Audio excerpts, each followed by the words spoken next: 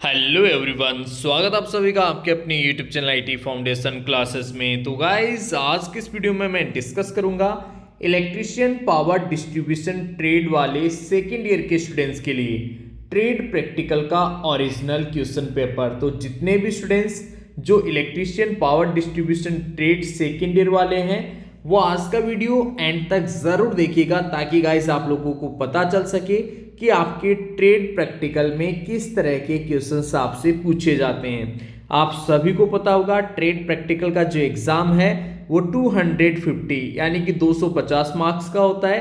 तो यहाँ पे 250 में से अगर आप लोग चाहते हो मैक्सिमम मार्क्स हासिल करना, तो यहाँ पे देखिए जरूरी है पेपर का एनालिसिस करना। तो कंप्लीट पेपर एनालिसिस आज की इस वीडियो में हम लोग करने वाले हैं। आप लोग वीडियो को एंड तक जरूर देखिएगा। और गाइस, यदि आप लोग फर्स्ट टाइम हमारे इस यूट्यूब चैनल पे हैं तो इसे सब्सक्राइब करें, साथ ही साथ बेल आइकन के बटन को जरूर प्रेस करें, ताकि आईटी से रिलेटेड सभी यूजफुल अपडेट्स रेगुलर आप सभी तक पहुंच सकें। तो दोस्तों, स्टार्ट करते हैं आज का वीडियो। स्क्रीन पे आप लोग देख पा रहे होंगे एनुअल एग्जामिनेशन, एनसीईटी की जो एनुअल एग्जामिनेशन हुए हैं उसका ये ओरिजिनल क्वेश्चन पेपर है, जो कि यहाँ पे मैं आप लोगों के साथ शेयर कर रहा हूँ। यहाँ पे नोट पॉइंट लिखा हुआ है अटेम्प्ट ऑल क्वेश्चन, सारे के सारे क्वेश्चंस करना अनिवार्य है।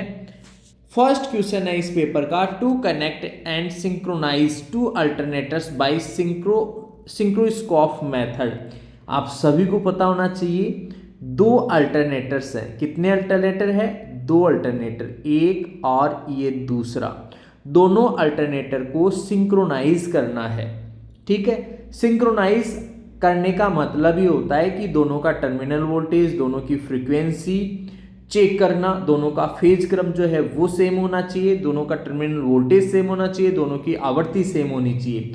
तीन कंडीशन वो प्रमुख होती है सिंक्रोनाइजेशन के लिए। ठीक है, तुल्यकालन के लिए हिंदी में बोलते हैं तुल्यकालन। दो अल्टरनेटर, दो प्रत्यावर्तक। अल्टरनेटर का मतलब है प्रत्यावर्तक, जो प्रत्यावर्ती धारा उत्पन्न करता है, जिसे हम एसी जनरेटर भी कहते हैं। तो दो अल्टरनेटर्स को सिंक्रोनाइज करना, किससे करना? Synchroscope method. आपको पता है अलग अलग मेथड होते हैं, उन्हीं में से एक मेथड होता है सिंक्रोस्कोप। ठीक है, तो सिंक्रोनोस्कोप मेथड के द्वारा जो है दो अल्टरनेटर्स को सिंक्रोनाइज करने के लिए आप लोगों को कनेक्ट करना है और चेक करना है उनको कि वो सिंक्रोनाइज हुए हैं या फिर नहीं हुए। सिंक्रोनाइज करने के लिए आप लोगों को उनका टर्मिनल वोल्टेज सेम होना चाहिए, फ्रिक्वेंसी सेम होना चाहिए, फेज क्रम आर वाई भी जो है वो आप लोगों का सेम होना चाहिए, तब जाके दो अल्टरनेटर सिंक्रोनाइज होते हैं। तो ये देखिए आप लोगों की फर्स्ट क्वेश्चन यहाँ पे पूछा गया था। ठीक है, इसके बाद में देखो स्टूडेंट्स, नेक्स्ट जो सेकंड क्वेश्चन है वो है to study the auto transformer starter, make its connection.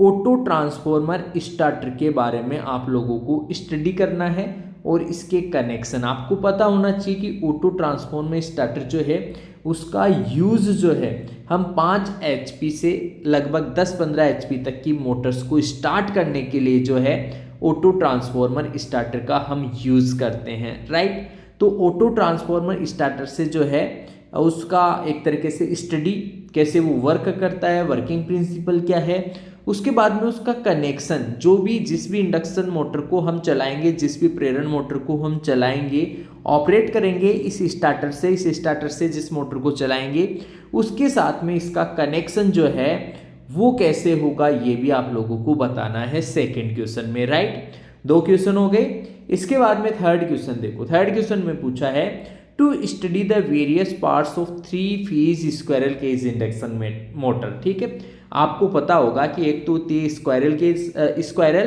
Cage induction motor और एक होती है आप लोगों की slip ring induction motor. Slip ring induction motor बोल दो या फिर उसे रोटर प्रतिरोधक जो है मोटर बोलते हैं एक तरीके से, जिसके रोटर में एक तरीके से जो है वाइंडिंग होती है ना, वाउंड रोटर टाइप का जो है मोटर होता है। तो squirrel cage motor, squirrel cage rotor type motor, squirrel cage, ये स्क्वायरल केज उसका जो रोटर होता है उसमें छड़ें होती है। क्या होती है? छड़ें। आप लोगों ने ऐसा डिज़ाइन देखा होगा, उसमें छड़ें लगी होती है। ठीक है, अभी मैं रफली डायग्राम बना रहा हूँ, ऐसी छड़ें उसमें लगी होती है। स्क्वायरल केज टाइप का ये रोटर है। राइट, तो इस टाइप का जो रोटर वाली जो मोटर है, यानी कि स्क्वायरल केज मोटर जो है 3 फेज, वो भी कौन सी 3 फेज, सिंगल फेज नहीं 3 फेज, ठीक है। उसका एक क्वेश्चन है कि उसके स्टडी करना है वेरियस पार्ट्स कौन कौन से होंगे। एक तो देखो यार स्क्वायरल केस रोटर हो जाएगा, एक स्टेटर होता है, स्टेटर के अंदर 3 फेज जो वाइंडिंग होती है, ठीक है। टर्मिनल बॉक्स होता है, उस पर जो भी वाइंडिंग है स्टेटर पे स्टार में कनेक्टेड है कि डेल्टा में कनेक्टेड है, ठीक है, वो सब चीज़ें आप लोगों को बतानी है। तो ये था यहाँ पे थर्ड क्वेश्चन। इस तरीके से देखो यार ये 3 क्वेश्चन जो है electrician power distribution second year वाले स्टूडेंट से पूछे गए। तीनों क्वेश्चंस करना अनिवार्य था। First question 75, second question 75, third question 100, total मिला के हो जाते हैं 250 मार्क्स, ठीक है। 250 में से 150 आप लोगों को पास होने के लिए लाना पड़ता है। मिनिमम पासिंग मार्क्स है ये, ठीक है। न्यूनतम पासिंग मार्क्स जो है वो 150 है, राइट। 8 घंटे का पेपर होता है। ये कॉपी में आप लोगों को लिखना पड़ेगा, परफॉर्म भी करना पड़ेगा, और वाइवा में जो क्वेश्चन आपसे पूछे जाएंगे वो भी आप लोगों को बताने पड़ेंगे।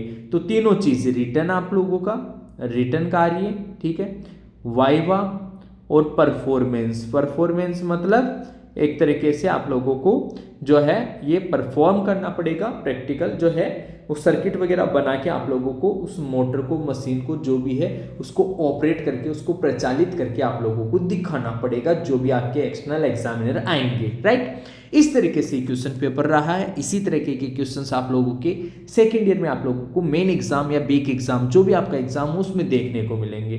तो इसी के अकॉर्डिंग आप लोग अच्छे से तैयारी करें, बढ़िया से अपने आप को प्रिपेयर करें, कॉपी अच्छी हैंड राइटिंग में लिखें आप लोग, ठीक है। वाइवा की भी तैयारी करें, और जो परफॉर्मेंस है, जो सर्किट आप लोगों का बनेगा, उसकी भी आप लोग तैयारी करें, ताकि प्रैक्टिकल में बहुत ही अच्छे मार्क्स आप लोगों को मिल सके। तो गाइस फिलहाल आज की इस वीडियो में इतना ही। आईटी से रिलेटेड सभी यूजफुल और ऑफिशियल वीडियोस के लिए आप लोग जुड़े रहिए हमारे साथ। मिलेंगे आपसे नेक्स्ट वीडियो में, तब तक के लिए आप सभी को बहुत बहुत धन्यवाद।